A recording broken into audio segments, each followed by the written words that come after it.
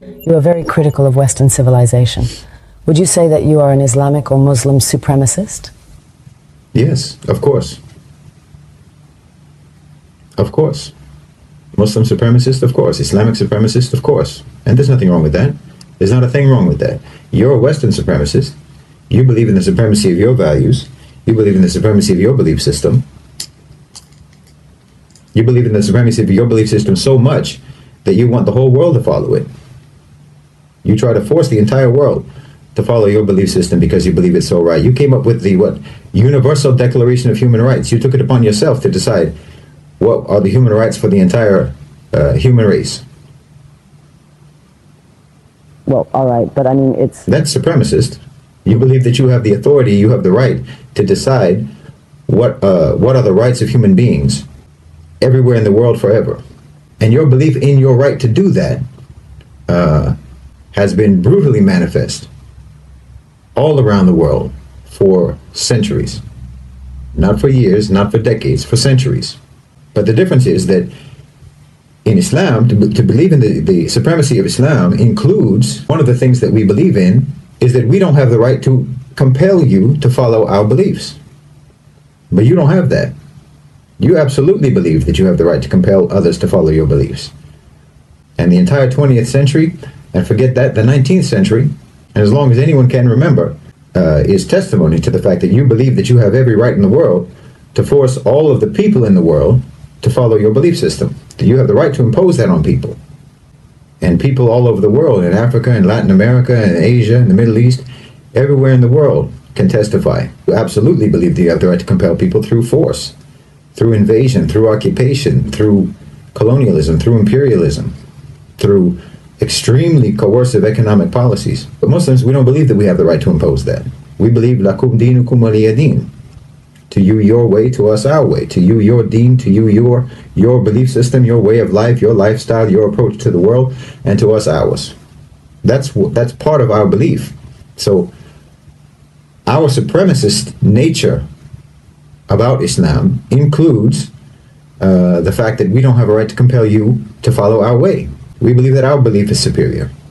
And we believe that anyone who follows that belief is following a superior belief system. And of course, I fully believe that following Islam is the best way for any human being to live their life.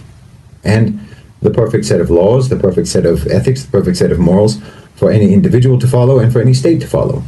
Being a Muslim supremacist isn't racial. Muslim isn't a race. It's not an ethnicity.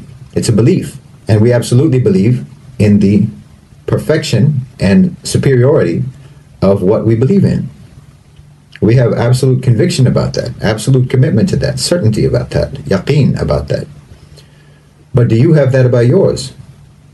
Do you have that conviction about yours? You're very busy trying to impose it all around the world, but when times get tough for you, your so-called enlightenment values go out the window, don't they? I mean, when there's too many diverse opinions in your society, then you start creating bureaus and departments in the government for combating so-called disinformation. Freedom of the press is out the window. When times get tough, you ban protests. You arrest people for protesting. Freedom of assembly out the window. When your belief system becomes difficult to maintain, difficult to preserve, you throw it under the bus without hesitation. But that's not the case with Muslims. Muslims throughout imperialism, throughout colonialism, throughout the Crusades, throughout poverty, throughout war, throughout invasion, throughout occupation, have maintained their belief. Even without the Khilafah, even without the Islamic State, and even without the Islamic Empire, Muslim societies are still strong and committed to Islam. We're still committed to our belief system. Nothing can change that. Maybe we have failed states, but we don't have failed societies. We don't have failed cultures. Our governments may fall, but our people remain the same.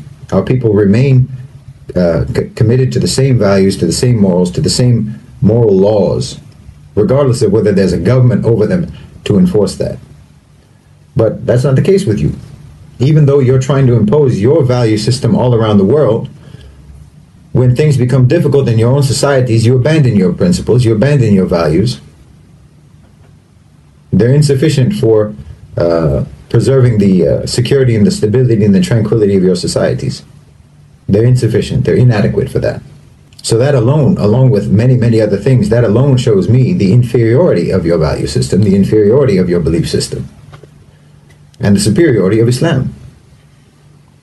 And your belief system, your enlightenment values, are extremely selectively applied in your society throughout your history.